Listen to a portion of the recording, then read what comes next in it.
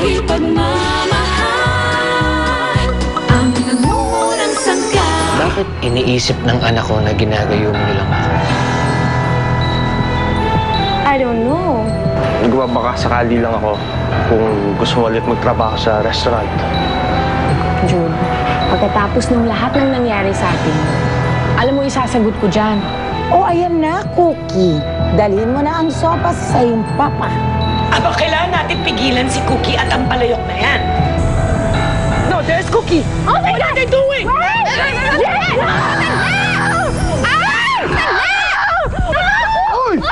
What was that? Ba't mo ginawa yun, Natasha? Babe, I'm so sorry. Kasi alam mo, yung kitchen ng Pilar na yan, it's very dirty. So I was thinking, if you eat something there, baka magkasakit ka. Palayok, sigurado ka ba dun sa sopas na niluto mo? Talaga bang makagaling yan sa papa ni Cookie? Korekto. Sigurado ako na effective ang posyon na aking ginawa. Ngayon, ang ipanalangin na lang natin ay ang magwagi si Pilar at si Cookie na ipainom kay Senator James ang sopas.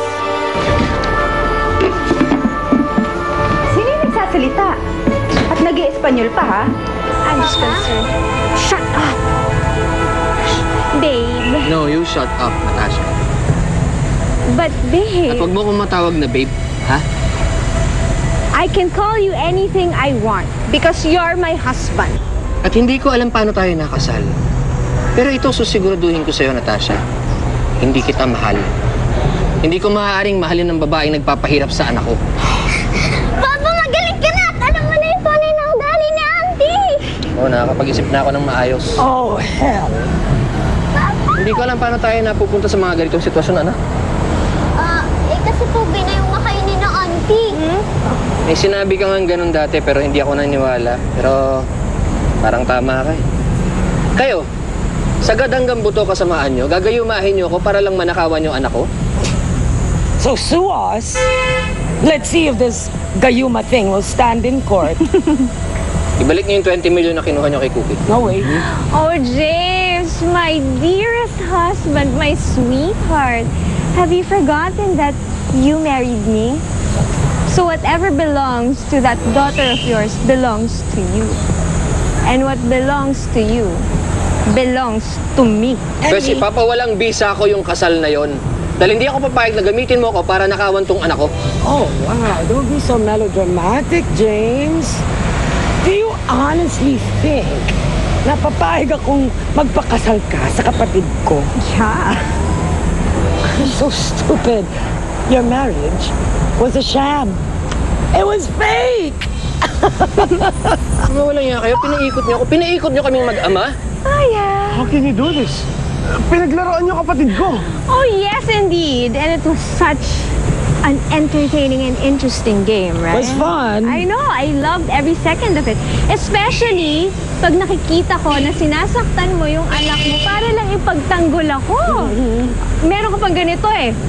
Cookie, mag-sorry ka sa Auntie Natasha mo. Masama kang bata. Yup. Huh? At ito naman, siyempre, iyak to death, and ako naman super fulfilled. That's like the best thing in the world for me. Protected. I know, I loved it. Tasha! Oh my goodness! Are you okay? Oh my God. Ibig mo sabihin, sinaktan ko anak ko dahil sa'yo? Walang nga ka mapapatay. Ako po yan, Senora Gemma.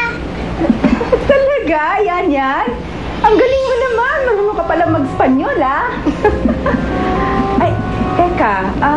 Dumating na ba ang Ate Pilar nyo? Hindi po. Hindi po.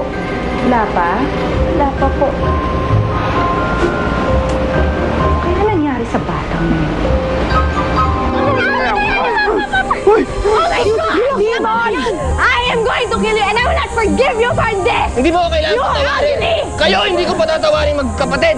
Napakasama nyo. Malis na nga tayo sa bahay na to.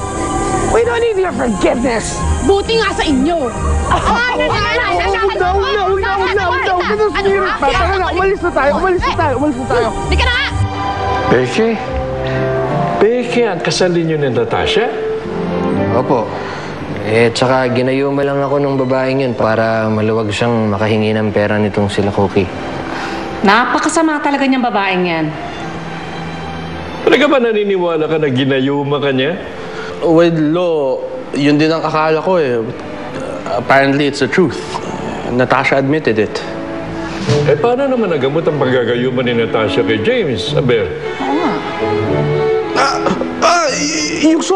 Yung sopas nila na niluto mo para kay Kuya. Ayaw niyo patikim sa akin kasi nandun yung pangontra, di ba? Yung antidote. Ang galing mo, Tito Jude. Naisip mo yun. Pala yun ah. Pero teka, saan niyo naman nakuha yung pangontrang yun? Sa Quiapo. Sa Quiapo po namin nabili yung pangontra.